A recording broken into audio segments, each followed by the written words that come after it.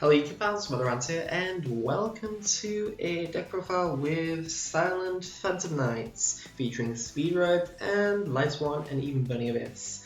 So this is the deck I played on stream, and it's pretty nice. I really do like it. It's a little bit different to the usual Phantom Knight versions I use at the moment, mainly because the Silent Engine is in there, and it can be a little bit risky at times if you draw your 7 or you draw your swords and all your Silent Swordsmen go to the graveyard, but it's actually quite fun. You can have a nice lockdown with Darklaw, with Silent Swordsman. I believe also got Dante on one board with Focklade in the back row. I think that was my best board, which is pretty nice because you've got negation, banishment, and even a protection from monster effect, which is always good.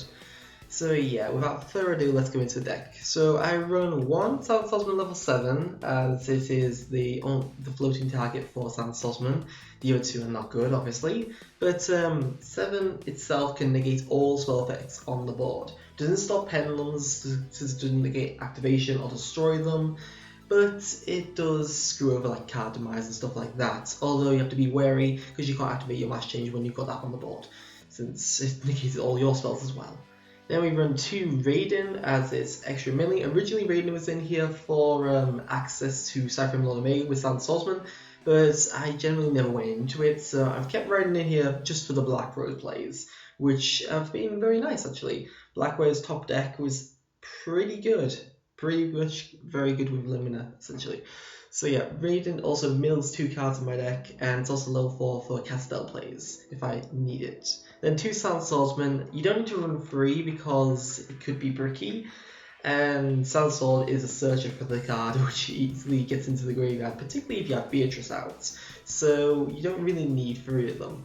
Its ability is that once per turn during the standby phase it gains an additional 500 attack. This is a mandatory effect, so it is a little bit prone to strike, but you can just summon that Swordsman level 7 if that happens. It has the ability during either player's turn when a spell card is activated to negate the activation. It does not destroy it, but since to negate the activation I think it would still go to the graveyard anyway. So that's alright, unless it has some kind of protection, but there's not much protection for spells and traps to be fair. And when it's destroyed by battle or card effect, even if you crash it, you can summon 7 from your deck, which is lovely. You can't summon out Silent Swordsman himself, which is annoying. Then we run 1 Seer. This should really be ordered to be fair, but Seer is to revive my Dante for you to know big future summons. Terratop, which is such that my attack board, instant rank 3, better than Tour Guide at the moment since it's at 1. 1 Father, because Father abuse is always great. 2 Lumina to revive Raiden, as you can also make a rank 3 if Lumina is already in the graveyard, which is nice. It also discards your cards, so sometimes you can allow your Phantom Knights in the graveyard to basically be special summonable because you can discard their trap cards. 1 Tour Guide to such summon out a Bunny Abyss monster from your deck, particularly Father or Seer. You don't really want Scarab. Scarab only good and when you don't have a Tour Guide they haven't searched out yet. Then we have triple Ragged Gloves, which is the one that's basically Foolish Burial for Phantom Knights, which is alright.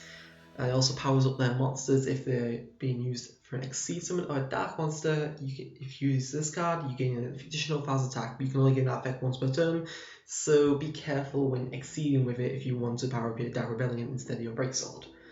Then 1 Scab to search out Tour Guide. Triple Ancient Cloak, which searches out any Phantom Knight by banishing itself from the graveyard, which is very nice indeed. Search Silent Boots, instant rank 3, very nice indeed. 1 Takatomborg, basically a vanilla like a special summon itself, because you don't use the secondary effect, you only get it with Terratop. Triple Silent Boots, as that's really key in this deck, because you can search out your back row to protect your Silent Swordsman. It's also a warrior, so it can be tributed for Silent Swordsman himself, and then that's subsequently going to allow you to search, which is great. Plus it's a Dark Lord target. More or less all this deck is Dark Lord targets, except from the Speed Red engine and the Lightsworn engine, and then Silent Swordsman as well. So most of the deck, I should say.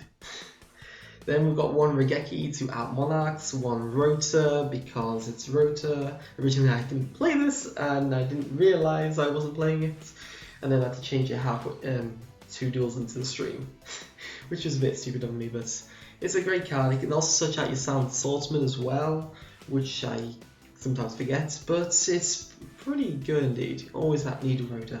2 charge, which is basically a search for the Lightsworns. 2 silent sword, which both acts as a search guard and protection. It has the ability to target silent swordsman and gain an additional 1500 attack and defense and unaffected by the opponent's card effects until the end of the turn, but the increase to the attack and defense and permanent, which is brilliant for silent swordsman itself. Very good to do it in damage step and boost up by 1500 attack and then being very powerful monster to have to deal with. And it can't be negated, which is even better against something like Demise variants who try to negate it with Magic Deflector if you're using it before the damage step, or you're trying to use it against essentially Magic Drain, because that could be just slipped in damage step as well, which is going to be annoying, but Silent Swords won't be negated, so it's good. And you can magic from the graveyard to add a Silent Swordsman from your deck. If you've lost all your Silent Swordsmans, the actual one that you're summoning, you can technically search your 7 just as Twin Twister fodder. Then we have 2 Twin Twisters for Monarchs, triple mash change second.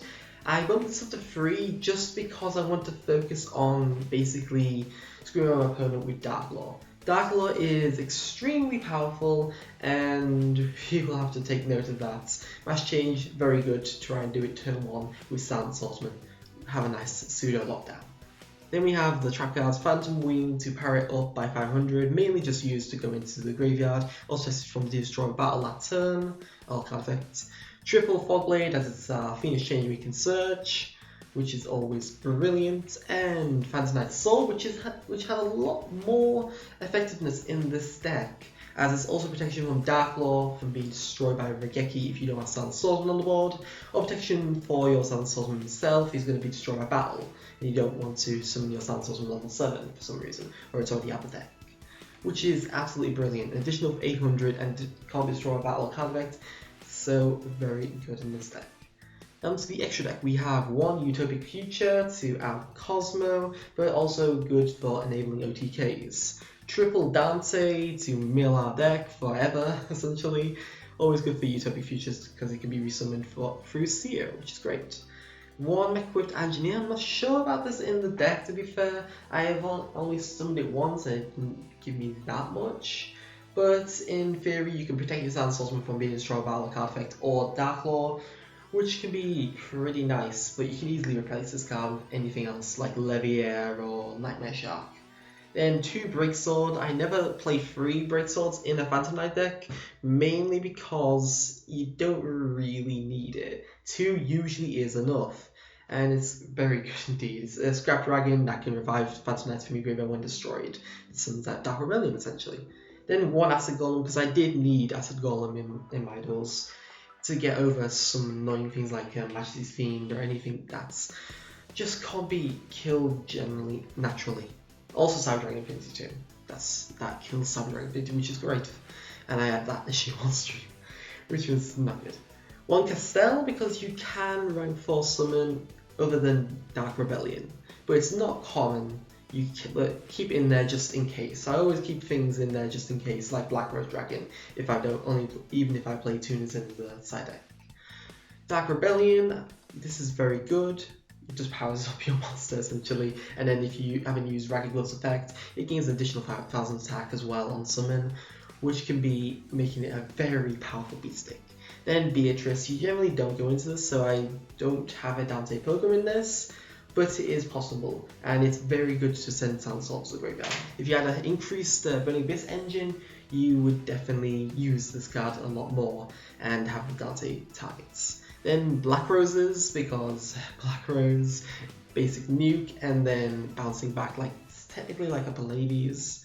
And then 2 Dark Law, because you've got 3 Mass Change seconds, you should run 2 Dark Law. You don't need a 3rd. It's never going to come up, to be fair. So yeah, I hope you enjoyed this deck profile. I really like the Silent Engine. It's pretty nice to play in the deck. Yeah, I've had a lot of fun with it, so thank you for watching. Please like, subscribe if you enjoyed this and want to see further content. Please leave comments below suggestions for my deck, or suggestions for my channel in general. If you want to see any decks updated for the April ban list, tell me down below in the comments. I don't know if this will be the last video up this week, probably will be because I haven't had much time to film today, so yes, apologies about that, but hopefully back to normal on Monday. And stream next week will be on Friday instead of Thursday. I've posted this on my Facebook page, which is in the description. Link to this in the description below, mainly because I have other priorities on Thursday, which is annoying. So yeah, thank you for watching. Madaran sign out.